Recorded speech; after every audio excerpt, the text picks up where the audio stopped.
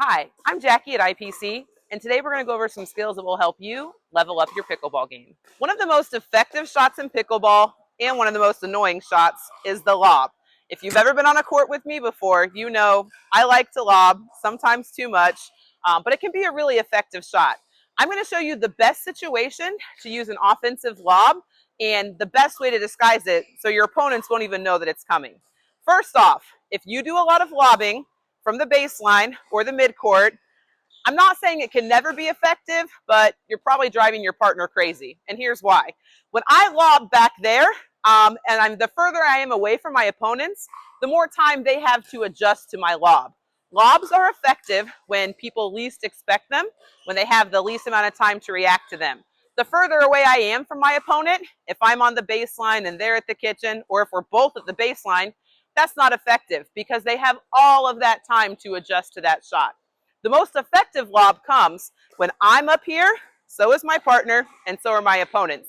Everybody's leaning into a good dink rally. It's at this point that I want to try to get some sort of advantage. When we're at the kitchen, and so are our opponents, we're usually in a neutral position, right? We're both where we want to be. I want to push my opponent back and put them in a place where they don't want to be. The best lob looks like a dink, all right?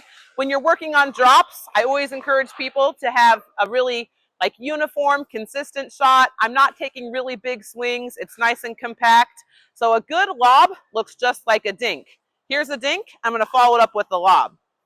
There's a dink. There's a lob, all right?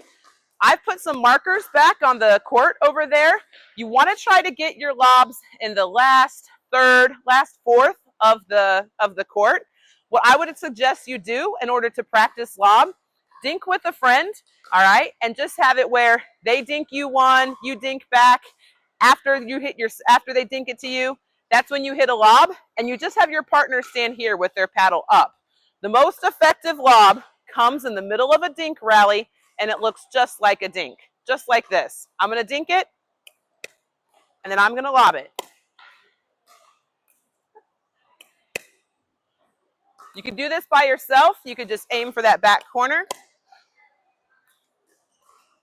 You've got a partner that you dink to. They dink it back to you.